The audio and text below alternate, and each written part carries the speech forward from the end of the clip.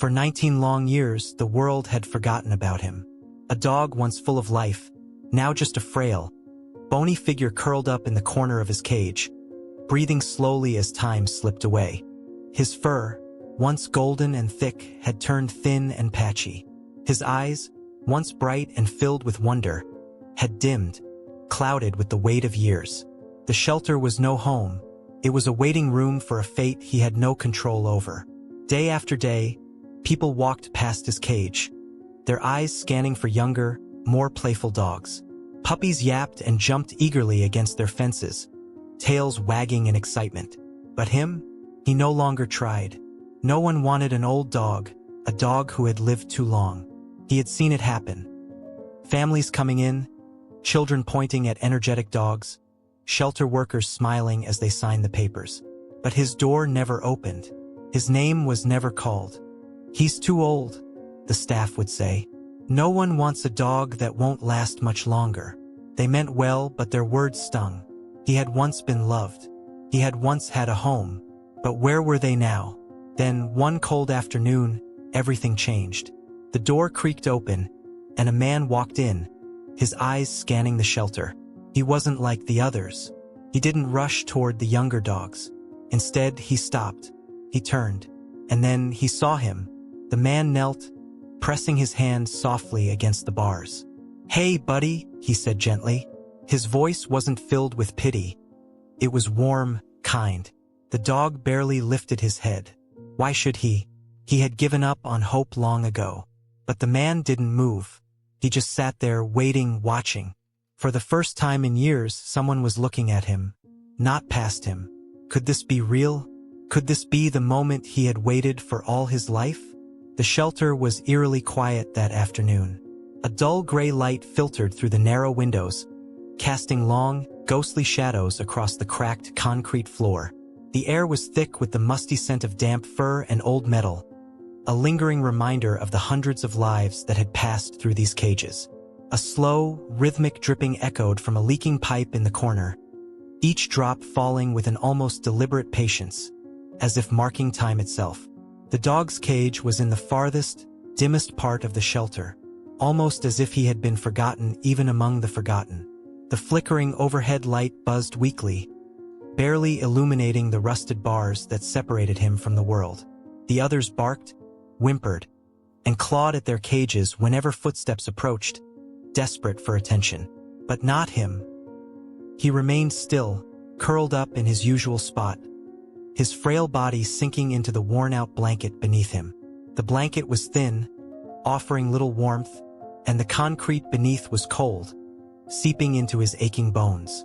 A sudden gust of wind rattled the loose metal sheets above, creating an eerie whistling sound that sent a shiver through the shelter. It was the kind of sound that made even the liveliest dogs pause for a moment, ears twitching. It wasn't just the cold that made the atmosphere unsettling. It was the weight of loneliness that pressed down on everything, as if the walls themselves carried the sorrow of those who had been left behind. For 19 years, he had watched countless dogs come and go, their hopeful eyes brightening when someone reached for them. He had once felt that spark too long ago, but time had worn him down, drained his hope. The silence around him was not just from the shelter, it was inside him too. He no longer lifted his head when footsteps passed. What was the point? And yet, today felt different. A presence lingered, unfamiliar and heavy, as if something unseen was shifting in the air. He didn't know it yet, but his life was about to change forever. For 19 long years, he had been a silent observer of the world around him. The old dog, now just a shadow of his younger self, had once been full of energy, chasing after balls, wagging his tail at the sight of his owner, and curling up beside them at night. But those days were long gone. He had no idea how he ended up here, in this cold, forgotten place. His memories were fragmented. Faces that once meant everything to him now felt like faded photographs in a dusty album. His name had been lost somewhere along the way. The shelter workers called him Old Man, a title that suited him well.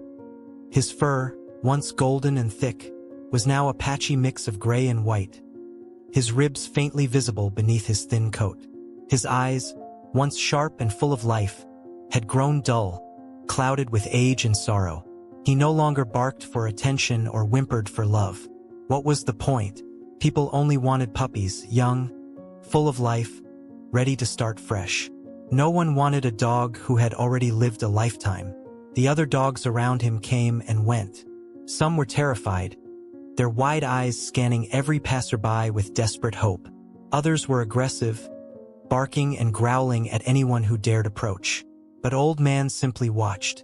He had accepted his fate long ago.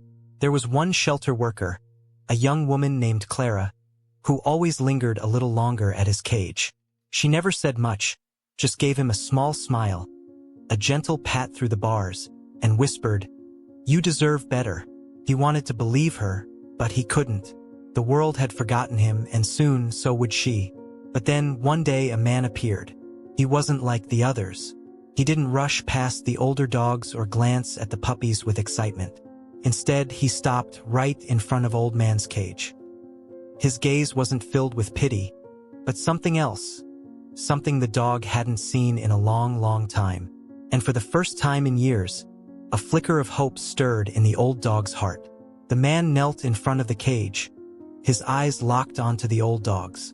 There was no hesitation in his movements, no quick glance at the younger dogs like so many others before him had done. Instead, he reached a hand through the bars, offering it without expectation. Old Man lifted his head slightly, his stiff joints protesting the movement. He sniffed the man's fingers. There was something familiar there, not in scent, but in presence. It wasn't excitement or pity. It was understanding, the kind of quiet recognition shared between two souls who had been through too much. Clara, the young worker, watched from a distance. She had seen people pause at his cage before, but they always walked away. Still, something about this moment felt different. She stepped forward. "His name is Old Man. He's been here for a while." The man didn't respond immediately. Instead, he kept his hand steady, waiting. And then, ever so slowly, Old Man inched forward and pressed his nose against the man's palm. Clara's breath caught in her throat. In all the time she had been here, she had never seen him initiate contact with anyone. "I'll take him," the man finally said. The words felt surreal. They hung in the air, almost too good to be true. Clara hesitated, unsure if she had heard correctly. "Are you sure? He's old. He has arthritis, his vision isn't great, and—" "I know," the man interrupted gently. "That's why I want him." There was something in his voice, something weighted with a past he wasn't sharing. But Clara didn't push. Instead, she hurried to get the adoption papers, afraid that if she took too long, the moment would pass, and Old Man would be left behind once again. The ride home was quiet. Old Man sat in the back seat, staring out the window as the world rushed past. It had been years since he had been outside of the shelter, and everything felt strange. Too bright, too fast, too unpredictable. When they arrived at the man's home, Old Man hesitated at the doorway. It smelled different than the shelter, warmer, lived in, yet still holding a tinge of loneliness. The man knelt beside him, scratching gently behind his ear. "Come on, buddy. You're home now." Home. The word felt foreign. He had once known what it meant. Place of safety, of love. But could it ever be that way again? As the days passed, Old Man began to settle in. The man, whose name was Daniel, was patient. He never rushed him, never forced him into anything. There were no loud noises, no sudden movements, just quiet companionship. It was nice, but something wasn't right. First, it was small things. The way Old Man would wake up suddenly in the middle of the night, staring at the darkened corners of the room. The way his ears would perk up, as if hearing something just beyond the range of human perception. The way he would refuse to enter certain rooms, his body stiff, his tail lowered. Daniel noticed. "What is it, boy?" he asked one evening as Old Man sat at the edge of the hallway, staring into the empty darkness beyond. The dog didn't respond. He simply stayed there, unmoving, his cloudy eyes locked onto something Daniel couldn't see. Then the scratching started. It was faint at first, barely noticeable. A soft, almost rhythmic sound coming from the walls at night. Daniel dismissed it as the house settling, the way old buildings often did. But Old Man knew better. Every time the sound came, he would lift his head, ears twitching, his body tensing like it did in the shelter when something bad was about to happen. Then came the whispers, soft, barely their murmurs that drifted through the air when Daniel was half asleep. He couldn't make out words, but the feeling they left in their wake was unmistakable. It wasn't comforting. It wasn't kind. It was wrong. Old Man would pace restlessly, his nails clicking against the wooden floor, his breathing heavier than usual. It was as if he was trying to warn Daniel, trying to tell him that something was in the house with them. And then, one night, the lights flickered. Daniel sat up in bed, his heart pounding. The whispers grew louder, more distinct. Old Man stood at the foot of the bed, his fur bristling, a low growl rumbling from his throat. Something was in the house, and whatever it was, Old Man had seen it before. The house had always been quiet, too quiet. Daniel had lived alone for years, but now, with Old Man, the silence felt different. It wasn't comforting anymore. It was watchful, pressing in around him like an unseen force waiting for the perfect moment to strike. At first, he dismissed the strange occurrences. The flickering lights, the cold spots that made no sense. The way Old Man would suddenly stop mid-step and growl at something Daniel couldn't see. It was just an old house, he told himself. Houses made noises. Electrical wiring could be faulty. The wind could push through unseen cracks. But deep down, he knew better. One night, he woke up to the sound of scratching again. It was louder this time, more frantic, as if something trapped behind the walls was desperately trying to get out. He sat up, heart pounding. Old Man was already awake, standing at the bedroom door with his body tense. His ears perked toward the hallway. Daniel swallowed hard. "It's just rats," he murmured, trying to convince himself. But when he flicked on the bedside lamp, the scratching stopped, instantly. Too instantly. The room felt colder. Daniel shivered as he swung his legs over the bed, the hardwood floor freezing against his bare feet. Old Man didn't move, his gaze locked on the dark hallway beyond the bedroom door. Daniel hesitated. Every instinct screamed at him to stay put, to wait until morning. But then the whispering started again. Faint, distant, like voices carried on the wind. Only there was no wind. He stepped into the hallway. The floor creaked beneath his weight, the sound stretching unnaturally long, as if the wood itself was groaning in protest. The air smelled different, stale, almost decayed. His breath came out in uneven puffs, the cold pressing against his skin. Then, something shifted at the end of the hallway. A shadow, not moving but watching. Daniel's pulse hammered in his ears. He reached for the light switch, his fingers trembling. The bulb flickered, casting erratic shadows against the walls. Old Man let out a deep, guttural growl. And then nothing. The hallway was empty. Daniel exhaled shakily, forcing a laugh. "Jesus, I need to sleep." He turned back toward his bedroom, but Old Man didn't follow. He stood there, unmoving, his gaze still locked on the hallway. Daniel frowned. "Come on, buddy." Old Man didn't move. Instead, his growl deepened, his body lowering into a defensive stance. A chill ran down Daniel's spine. He turned back to the hallway, and that's when he saw it. A door that had never been there before. His breath caught in his throat. The door was old, its wooden surface covered in deep scratches. Long, jagged marks that looked like they had been made by something trying to claw its way out. Daniel's hands were ice cold as he reached for the handle. His rational mind screamed at him to walk away, to pretend he had never seen it. But something about it, something deep in his gut, told him he had to know. With a deep breath, he turned the knob. The door didn't creak. It didn't resist. It simply swung open, revealing nothing. Just a dark, empty space. Daniel let out a breath he didn't realize he had been holding. He shook his head. "I'm losing my damn mind," he muttered, stepping back. He closed the door and turned away. And that's when he heard it.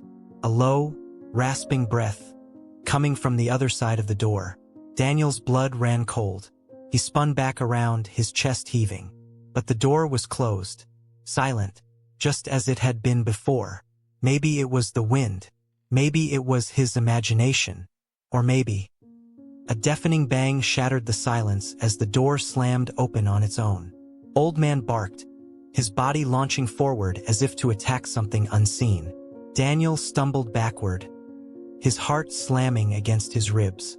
The air inside the room was suffocatingly cold, a deep, unnatural chill that seeped into his bones. And then footsteps, slow, deliberate, coming closer. Daniel couldn't move, couldn't breathe. Something was in the house, and it wasn't leaving. Daniel's breath was shallow, his fingers numb as he gripped the wall for support. The house had always been quiet, but now it was alive, breathing, shifting, watching. The unseen force that had lurked in the shadows, whispering from the corners of his vision, was no longer content with hiding. It was here. Old Man's bark turned feral, a desperate, guttural sound that sent chills down Daniel's spine. The dog stood between him and the open doorway, every muscle in his frail body tensed like a spring ready to snap. But what was he seeing? What was standing there in the pitch-black doorway that Daniel couldn't? Then the door moved, not swung, not creaked. It lurched, like something massive had pressed against it from the other side, something that wanted out. Daniel's feet refused to move. His brain screamed run, but his body was locked in place, his heartbeat thundering in his ears. And then, for the first time, he saw it. A hand, thin, elongated, too many joints bending in the wrong directions, emerged from the darkness beyond the doorframe. The skin was stretched too tightly over its bones, gray and leathery, like something that had been left to rot for decades. Its fingers curled against the wood, dragging deep, splintering grooves into the surface. Then came the face, hollow, sunken, its mouth stretched into an unnatural, gaping grin, exposing rows of jagged teeth. But the worst part wasn't its expression, it was its eyes. Black pits, endless, devouring light and sanity alike. Daniel's lungs squeezed tight, his body frozen as those empty sockets locked onto him. Old Man barked again, louder, more frantic. Then he lunged. The dog didn't hesitate. He charged at the thing, his old body moving with a strength Daniel didn't know he had. The creature hissed. A sound that wasn't human, wasn't animal, but something far worse. It retreated. Daniel didn't waste time. He ran. He grabbed Old Man by the collar and yanked him back before bolting down the hall. The floor shook beneath his feet as if the house itself was trying to trap him. The walls warped, the shadows stretched unnaturally long, reaching for him. The whispering voices turned into screams. Daniel barely made it to the front door. His fingers fumbled with the lock. Behind him, the thing was moving fast. Old Man snarled. The door wouldn't budge. Then a voice, low, hollow, right behind his ear. "You shouldn't have come back." Daniel's body went ice cold. He slammed his shoulder against the door with everything he had. Once, twice, and then it burst open. He stumbled onto the porch, sucking in the cold night air like a drowning man breaching the surface. Old Man shot past him, growling, as if making sure whatever was inside stayed inside. The house was silent again. The doorway yawned open, black and empty, but the eyes were still there. Two black pits, staring at him from the darkness, unblinking. Then the door slammed shut. Daniel didn't go back inside. Not that night. Not ever. He sat on the front steps until dawn. Old Man pressed close to his side. The dog never took his eyes off the house, as if waiting for it to try something. The morning light made everything look normal.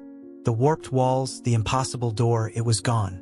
As if the house had swallowed its own secrets, retreating into the illusion of an old, decaying home. Daniel should have left right then. Should have gotten in his car and driven as far away as possible. But there was one thing left to do. He stood, his body aching, and turned to Old Man. The dog had saved him, defended him, and now Daniel owed him the same. He wasn't leaving without him. That afternoon, Daniel packed what little he could carry and took Old Man with him. As he pulled out of the driveway, he gave the house one final glance. The windows looked like eyes, watching, waiting. He didn't care. He wasn't coming back. But as he turned onto the road, Old Man let out a low whine. His ears flicked back, uneasy. Daniel frowned. "What is it, buddy?" Old Man didn't look at him. He was looking at the back seat. Daniel's stomach dropped. Slowly, hesitantly, he glanced at the rearview mirror. For a second, just a second, he swore he saw something. A shape, a figure, sitting in the back seat, watching. He slammed on the brakes, his breath coming in ragged gasps. His heart pounded as he spun around. Nothing. The seat was empty. Just his mind playing tricks on him. Right? Daniel swallowed hard and put the car back into gear. He forced himself to take slow, deep breaths as he drove. He wasn't looking in the mirror again. Old Man, however, never took his eyes off the back seat. And that night, as Daniel lay awake in his new home, he could have sworn he heard it again. A whisper, right by his ear. "You shouldn't have left." Daniel never spoke about what happened in that house. Not to his friends, not to his coworkers. Some nights, he even convinced himself it had all been in his head. Just exhaustion, stress, his mind playing tricks on him. But deep down, he knew better. Old Man knew better too. The dog never left his side after that night. Even in their new home, he would stare at dark corners, his ears twitching at sounds Daniel couldn't hear. Sometimes, in the dead of night, Old Man would wake up growling at nothing. Or at least, nothing Daniel could see. The feeling never went away. That sense of being watched, of something lurking just beyond his vision. Every now and then, he'd catch himself checking his rearview mirror a little too carefully, or pausing before stepping into a dark room. And then there were the whispers, soft, barely audible, like distant echoes that didn't quite belong. Maybe it was paranoia, maybe it was guilt, or maybe, just maybe, some things don't let go so easily. The house might have been left behind, but Daniel had the creeping suspicion that something had followed.